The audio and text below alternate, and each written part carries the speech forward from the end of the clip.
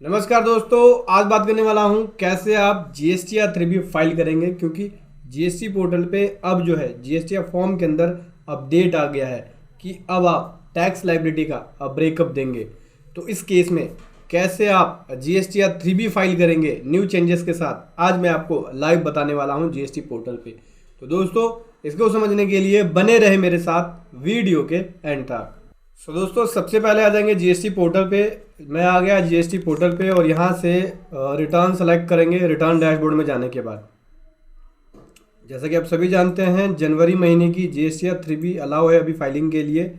और जनवरी महीने से आपको जो अपडेट जीएसटी या 3B के अंदर जीएसटीएम करने वाली थी वो अपडेट कर दिया है। जैसे कि अब इंटरेस्ट का जो कैलकुलेशन होगा 3B के अंदर ऑटोमेटिक होगा और साथ ही साथ टैक्स लायबिलिटी का आपको ब्रेकअप देना पड़ेगा ताकि उसका भी इंटरेस्ट कैलकुलेट हो सके। तो चलिए समझते हैं एक एक करके। पहले सबसे पहले टेबल के बारे में समझ लेते हैं जो न्यू हैं। तो चलिए आज मैं आपको डिटेल में एक एक चीज़ बताने वाला हूँ। तो मैं शुरू से एक एक स्टेप बताऊंगा। जो नए हैं, जिन्होंने कभी जीएसटी या 3B फाइल नहीं किया, उनके लिए भी इस वीडियो के अंदर बहुत कुछ सीखने को मिलेगा। साथ ही साथ जो पुराने हैं, जो फाइलिंग करते हैं, उनके लिए भी नए जो टॉपिक है, नए जो पॉइंट्स है, वो भी मैं आपको 3B के अंदर बताऊँगा। तो सबसे पहले बात करते हैं टेबल 3.1। इसके अंदर हम अपनी आउटवर्ड सप्लाई की डिटेल देते हैं। मतलब कि जो भी आपने सेल करी है, जिसके ऊपर आपकी टैक्स लायबिलिटी बनी, या जो भी आपने परचेज किया जिसके ऊपर आरसीएम की लायबिलिटी बनी, उसकी डिटेल आप 3.1 के अंदर देते हैं। 3.1 के अंदर आपकी आउटवर्ड सप्लाई की डिटेल जाती है जिसके ऊपर आपका टैक्स पेबल बना, other than zero rate supply, nil rated और एग्जाम सप्लाई। मतलब कि zero rate supply, nil rated और एग्जाम सप्लाई को छोड़ के, ठीक है। नॉर्मल सेल की डिटेल आपकी यहाँ पे जाएगी, उसके ऊपर टैक्स कितना बना उसकी डिटेल यहाँ पे जाएगी। हालांकि जब आप R1 फाइल करते हैं तो ये वैल्यू ऑटोमेटिक आ जाती है, तो इसको चेंज करने की ज़रूरत नहीं है। जो भी आपने R1 फाइल किया होगा वो वैल्यू ऑटोमेटिक उठा लेगा। अगर आपको लगता है कि आपने कोई बिल छोड़ दिया, पिछले महीने का था जिसको मुझे डिक्लेयर करना था, तो वो नेक्स्ट मंथ की R1 में या नेक्स्ट क्वार्टर की R1 के अंदर उस बिल को दिखा देना। आप इस वैल्यू को अगर आपने चेंज किया तो 3B और R1 के बीच डिफरेंस हो जाएगा, और डिफरेंस हो गया तो आपके पास टर्नओवर मिसमैच का नोटिस भी आ सकता है। और पोर्टल पे 10% वाली कंडीशन भी है, जहाँ पे बोलते हैं कि 10% से अगर वेरिएंस हुआ तो उस केस में जीएसटी नंबर कैंसिल भी हो सकता है। 10% से ज़्यादा अगर डिफरेंस आया तो जीएसटी नंबर कैंसिल भी हो सकता है। तो इन बातों का आपको ध्यान रखना है। 3.1A के अंदर मैंने आपको बता दिया कि आउटवर्ड सप्लाई की डिटेल जाएगी जीरो रेटेड, नील रेटेड और एग्जाम सप्लाई को छोड़ के। 3.1B के अंदर आपकी आउटवर्ड सप्लाई की जाएगी डिटेल जो जीरो रेट सप्लाई है। जैसे कि अगर आपने एक्सपोर्ट किया है, उसके ऊपर अगर आपका टैक्स पेबल बना है तो उसकी डिटेल, SEZ को सप्लाई करी है उसके ऊपर टैक्स पेबल बना है तो उसकी डिटेल, ये भी आपकी R1 से उठ के आती है। तो इसको भी चेंज करने की ज़रूरत नहीं है, ऑटोमेटिक उठ के आ जाएगी। अगर आपकी एक्सपोर्ट वाली सप्लाई भी है तो वो भी उठ के आ जाएगी। देख सकते हैं यहाँ पे बताता भी है कि टेबल नंबर 3.1 के अंदर, 3.1 के A के अंदर, B के अंदर, C के अंदर और E के अंदर ये वैल्यू आपकी ऑटोमेटिक R1 के बेसिस पे उठ के आ जाएगी।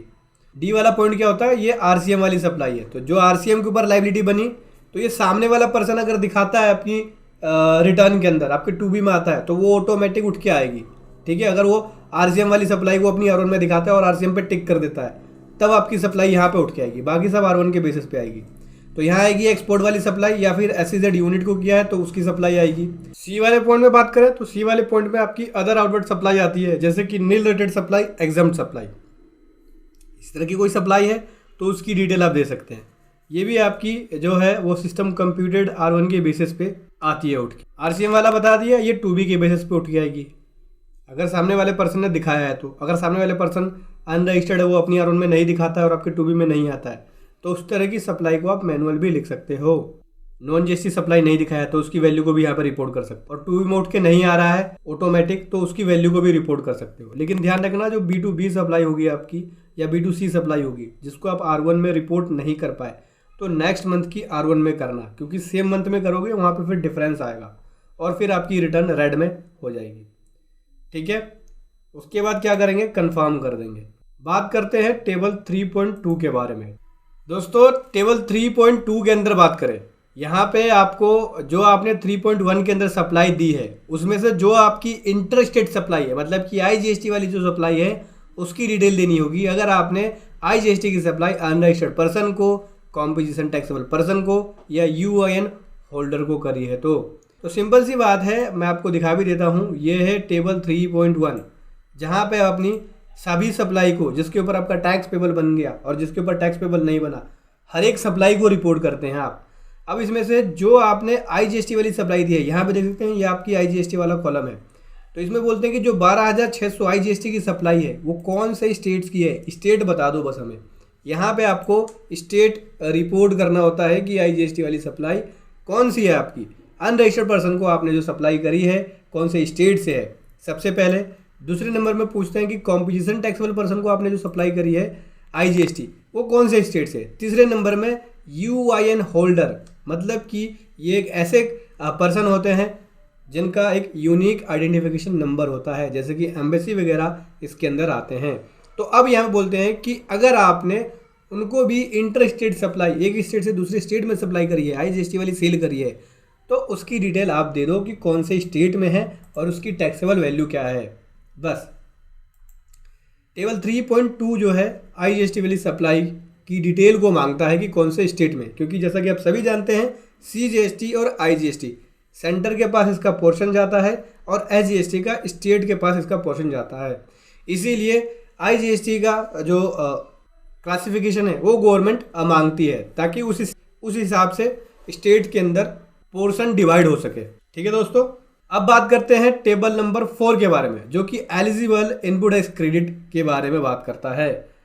टेबल 4 के अंदर सबसे पहले आता है आपका एलिजिबल इनपुट टैक्स क्रेडिट। अगर आपने आईटीसी इंपोर्ट ऑफ गुड्स के ऊपर लिया है, इंपोर्ट ऑफ सर्विस के ऊपर लिया है, तो उसकी डिटेल देनी होती है।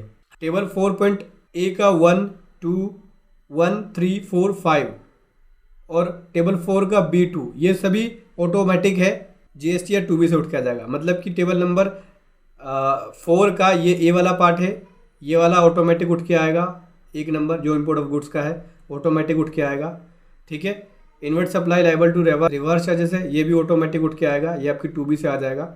ठीक है, अगर 2B में नहीं आता है तो आप इसको रिपोर्ट कर सकते हैं। अगर आपने 3B में इसका टैक्स पे किया है, मतलब ऊपर 3B के अंदर टेबल 3.1 में अगर आपने डिक्लेयर किया है यहाँ पे, तो उसको आप यहाँ पे ले सकते हैं। इनवर्ट सप्लाई अगर आरसीएम का बनता है आपका, तो फिर इसके अंदर 4, ये भी आपका 2B से उठ के आएगा, inward supply from ISD. All other ITC जो है 5, ये भी आपका ऑटोमेटिक 2B से उठ के आएगा, जैसे कि देख सकते हैं मेरे में ऑटोमेटिक आ रहा है। 4B के अंदर बात करें तो 4B के अंदर अगर कोई रिवर्जल आपका बनता है 42, 43 के हिसाब से, उसकी डिटेल लिख सकते हैं। अदर कोई रिवर्जल है तो ये आप लिख सकते हैं, लेकिन 4 का B जो है ये भी ऑटोमेटिक उठ के आता है। इनएलिजिबल कोई भी आईटीसी है, जैसे सेक्शन 17 सबसेक्शन 5 के अंदर ब्लॉक क्रेडिट में कोई आता है तो उसकी डिटेल दे सकते हैं, और अदर इनएलिजिबल आईटीसी है तो उसकी डिटेल आप यहाँ पे देते हैं। ठीक है, तो कंप्लीट आईटीसी की डिटेल मैंने आपको बता दी, 3B के अंदर कहाँ कहाँ क्या क्या रिपोर्ट करनी होती है। ठीक है, नॉर्मली अगर आप B2B इनवॉइस ले रहे हैं तो वो आपका 4K5 में आएगा, 4AK5 में आएगा। जैसे कि देख सकते हैं मेरा यहाँ पे नॉर्मल B2B इनवॉइस का इनपुट टैक्स क्रेडिट जो मैंने परचेज किया है, ठीक है, जिसको मैंने जीएसटी पे किया, उसका क्रेडिट मेरे को यहाँ पे मिल गया। उसने अगर कोई क्रेडिट नोट इशू किया होता तो उसका रिवर्सल मेरे को यहाँ पे देखने को मिलता 4KB के सेकंड वाले पॉइंट में। ठीक है, ज़्यादातर टैक्स पेयर की रिटर्नों में 2 ही टेबल मोस्टली यूज़ होती हैं। अगर आरसीएम की सप्लाई होगी तो आरसीएम दिखा देंगे, अगर ऑटोमेटिक उठ के नहीं आती है, आपके बुक्स के अंदर है, आपने टेबल 3.1 के D में दिखाया है, तो उस तरह का इनपुट को आप यहाँ पे दिखा सकते हैं अगर टैक्स पे किया है तो। कोई अदर रिवर्सल रहता है सेक्शन 17 का सबसेक्शन 5 के अंदर ब्लॉक क्रेडिट में है तो उसको भी दिखा सकते हैं। ब्लॉक क्रेडिट के ऊपर मैंने कंप्लीट वीडियो बना रखी है, चैनल पर जाके देखिए कि कौन कौन से एक्सपेंसेस या कौन कौन सी ऐसी परचेज है जो आपके ब्लॉक क्रेडिट के अंदर आता है, उसका आईटीसी आपको नहीं मिलेगा। अभी क्या करना है, सिंपल है, कन्फर्म पे क्लिक कर दिया। कन्फर्म पे क्लिक करने के बाद नीचे स्क्रॉल करेंगे, अब आता है टेबल नंबर 5। टेबल नंबर 5 में आपको एग्जाम सप्लाई, नील रेटेड और नॉन जीएसटी सप्लाई की डिटेल देनी होती है। मतलब कि ऐसी इनवर्ट सप्लाई, ऐसी परचेज जो कि एग्जाम्ड है, नील रेटेड सप्लाई है या कॉम्पोजिशन वाली आपकी सप्लाई है, उस तरह की परचेज की डिटेल आपको देनी होगी, है नॉन जीएसटी सप्लाई है, ऐसी अगर कोई होती है तो आप यहाँ पे रिपोर्ट कर सकते हैं। अब बात करते हैं टेबल नंबर 5.1। इसमें आ गया चेंजेस क्या आया है, अब आपका जो इंटरेस्ट है वो ऑटोमेटिक कैलकुलेट होगा अगर आपने जीएसटी या 3B ड्यू डेट के बाद फाइल करी होगी। तो जैसे लेट फीस पहले कैलकुलेट हो रहा था ड्यू डेट पे, लेट फीस में क्या होता है कि जो लेट फीस है अगर आप ड्यू डेट के बाद फाइल करेंगे तो ऑटोमेटिक कैलकुलेट होगा। इसी प्रकार से इंटरेस्ट जो है अब आपका इसके अंदर ऑटोमेटिक कैलकुलेट होगा अगर ड्यू डेट के बाद फाइल करते हैं आप। तो किसके ऊपर कैलकुलेट होगा? जितना अमाउंट आप कैश लेजर का यूज़ करके पे कर रहे हैं उसके ऊपर इंटरेस्ट कैलकुलेट होगा। साथ ही साथ आपको टर्नओवर की डिटेल देखने के लिए यहाँ पे एक बटन भी है, आपको टर्नओवर की डिटेल भी दिख जाएगी कि आपने कितनी टर्नओवर डिक्लेयर करी है। तो टर्नओवर का भी व्यू आपको यहाँ पे देखने को मिलता है इंटरेस्ट वाले कॉलम में। कंफर्म पे क्लिक कर देंगे। कंफर्म पे क्लिक करने के बाद बस ये 5 टेबल है, 5 टेबल का यूज़ करके GSTR 3B को बनाया गया है। इन बातों का ध्यान रखना है जो मैंने आपको बताया फाइलिंग करते वक्त। अब आपको क्या करना है, अगर आपने वैल्यू कंफर्म कर दी है, ओके कर दी है, कोई डिटेल भी फिल करी है तो सेव GSTR 3B पे क्लिक करेंगे। थोड़ा सा टाइम लेगा, 2 या 3 मिनट का। उसके बाद आपको रिफ़्रेश करना है, हालांकि 2 या 3 मिनट से भी कम का टाइम भी लगता है कभी कभी। अभी हमारा सेव हो गया। क्या करना है, रिफ़्रेश वाले बटन पे क्लिक करना है। रिफ़्रेश वाले बटन पे क्लिक करके GSTR 3B का ड्राफ्ट देख सकते हैं। यहाँ पे आपको ड्राफ्ट जो भी आपने डिटेल फिल करी होगी उसकी डिटेल आपको यहाँ पे देखने को मिल जाएगी। ठीक है, साथ ही साथ यहाँ पे सिस्टम जनरेटेड 3B भी है। जो सिस्टम है वो ऑटोमेटिक जनरेट करता है। ठीक है, तो सिस्टम ने क्या जनरेट किया और आपने क्या वैल्यू भरी है उसका कंपेयर भी कर सकते हो। ठीक है, तो इस फॉर्म को देखते हुए ये पता लगाया जा सकता है कि आपने क्या चेंज किया है। अगर आपकी टेबल रेड में हो गई है तो इस फॉर्म के ज़रिए जो है कंपैरिजन किया जा सकता है। अभी हमारी यहाँ पे 3B ओके हो गई। क्या करना है, प्रोसीड टू पेमेंट पे क्लिक करेंगे। पेमेंट के लिए आगे जाएगा ये फॉर्म। कैश लेजर का बैलेंस दिखता है सबसे ऊपर आपको, ये देखते हैं, ये हमारे पास कैश लेजर का बैलेंस है और ये क्रेडिट लेजर का बैलेंस है। ठीक है, कैश और क्रेडिट का आपको बैलेंस दिख जाएगा कि कौन कौन से हेड में कितना कितना आपके पास बैलेंस है। उसके बाद नीचे स्क्रॉल करेंगे, ये लायबिलिटी उठ के आ गई और ये आ गया मेथड कि किसका यूज़ करके आप जो है अमाउंट को पे कर रहे हैं। ये है पेड थ्रू ITC, देख सकते हैं ऑटोमेटिक वैल्यू उठ के आती है। इसको चेंज करने की ज़रूरत नहीं है, ऑटोमेटिक कर लेगा सब कुछ।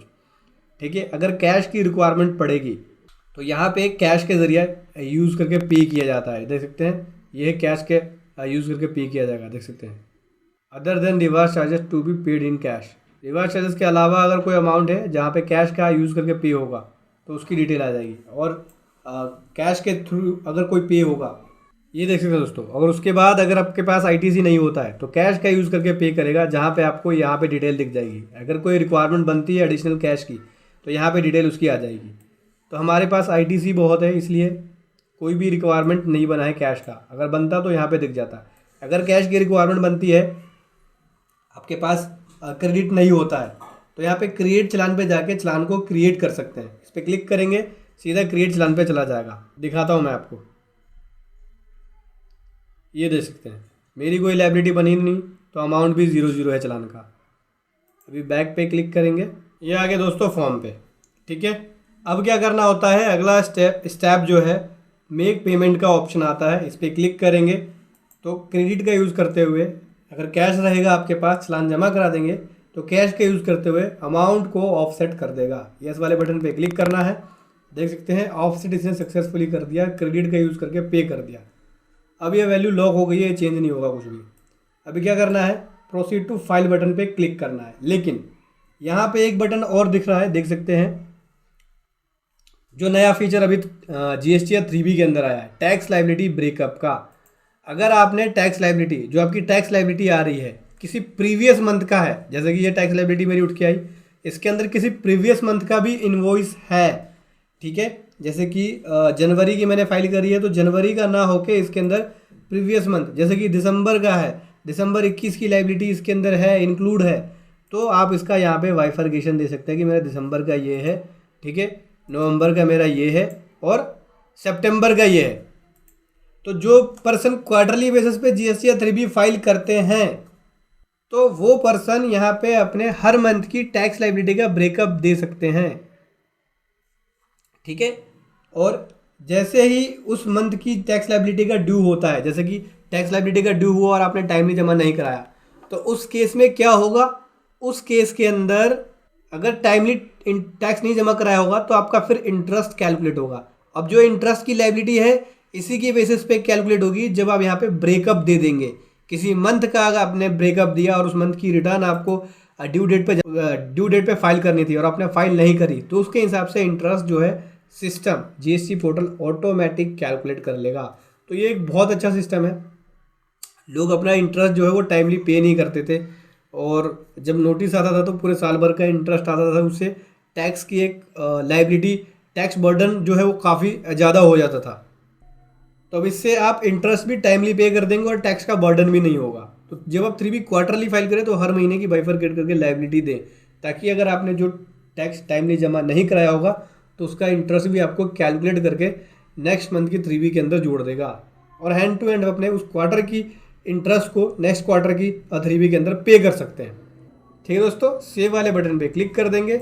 मेरी यहाँ पे कोई लाइबिलिटी है नहीं, इसलिए मैं सिलेक्ट वाले बटन पे क्लिक करके इसे यहाँ से हटा देते हैं। सेव वाले बटन पे क्लिक कर देते हैं।